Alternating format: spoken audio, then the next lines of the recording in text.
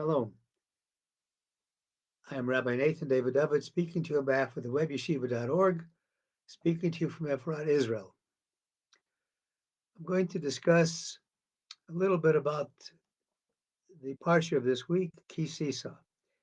In this Parsha, one of the very perplexing incidents take place, and it's really hard to wrap your head around it. We have the incident of the golden calf, the sin of the golden calf. And I'm going to talk about how this sin represented an attempt to second guess what God wants from us. So, first, the perplexing aspect of this is that when this took place, we were just a short time after receiving the Ten Commandments. After receiving the Ten Commandments at Mount Sinai, after seeing the tremendous miracles that God did for us, splitting the Red Sea, giving us uh, the manna food to eat, all these miracles that took place, giving us water, and yet here we are building a golden calf. So the question is, was this built to take the place of God? Chas v'shalom? Was this something that Bnei Israel are going to worship? And the Meforshim basically say, no, that's not the case at all. That what happened was Moses went up to the mountain, said he'd be back in 40 days. Well, they miscounted. They thought he'd be back the afternoon of the 40th day instead of the morning, early in the morning. He always went up and came down from the mountain early in the morning. So they jumped the gun and they said, at the urging of the Erev Rav, Erev Rav was the Egyptians who decided to follow along with the children of Israel leaving Egypt. They never converted to being Jews. They never really accepted the Jewish religion, but they just went out with them. And the Erev Rav convinced the Jewish people to put together this golden calf, and they made Aaron the high priest. Uh, they told him, we need this calf. We need something to, since Moshe is not here, Moses is not here anymore. We need something that's going to be able to represent us before God, just as Moses was representing us when he was here. Now we need something that by which we can pray to God. Aaron the Cohen tried to delay it by saying, bring all the gold from your wives, thinking that the wives would be reluctant to give the gold, and in fact they were reluctant. But instead, the men took their own gold jewelry off and gave it to Aaron the high priest, and he threw it in the fire, and a golden calf came out.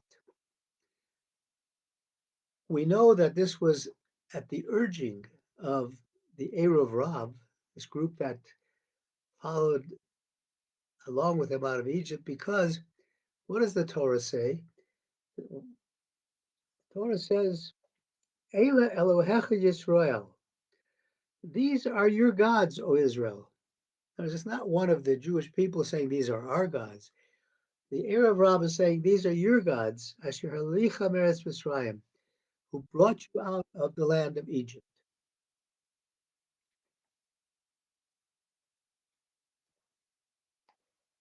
What was their motivation? And what was their error? Their motivation was, as I've indicated, not to substitute this calf and think that they could pray to this calf and have something occur by praying to a calf, praying to an idol. They were basically saying that we needed something to represent us to God. And they knew that in Egypt, everybody was worshiping different, worshiping via idols, pagan things. So they didn't want to worship this calf, but they wanted to use it as an intermediary to be able to bring their prayers up to God. And they thought that they really weren't doing anything wrong. Why would they think that?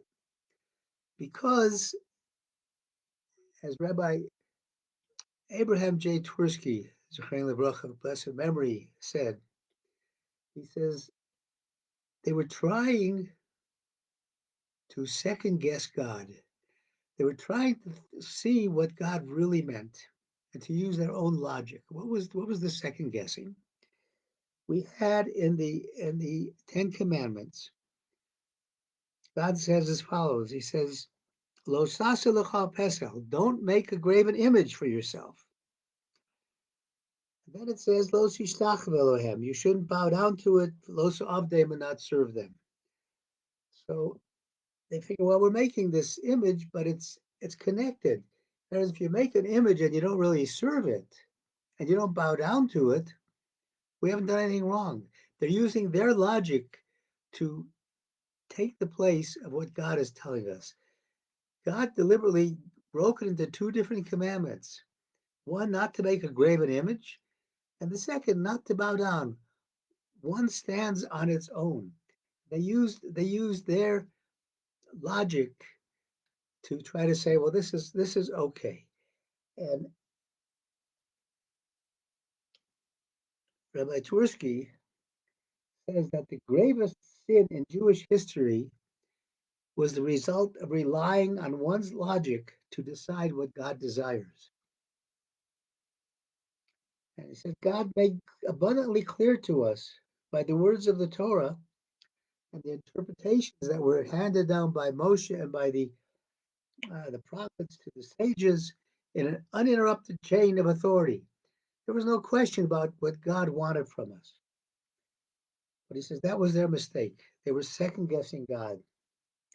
And he said, we have to be conscious not to repeat this second guessing of God. He says, we see, and we see it every day, that events that previously were unacceptable are now perfectly acceptable.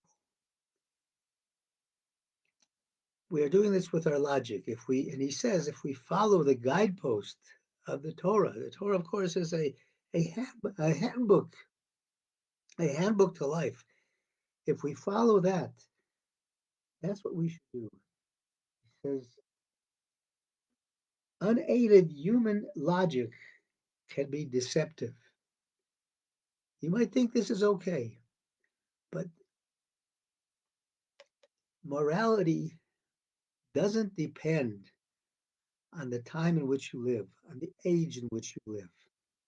The Torah has given us standards of morality, standards by which we can live. They're very clear. And when you study the Torah with the various interpretations of the sages, you'll understand what it is that God wants from us. So the lesson here for today is not to second guess God, but to follow the Torah. Thank you for listening on behalf of the webyeshiva.org. I wish everybody a Shabbat Shalom, and God willing, we'll talk to you next week.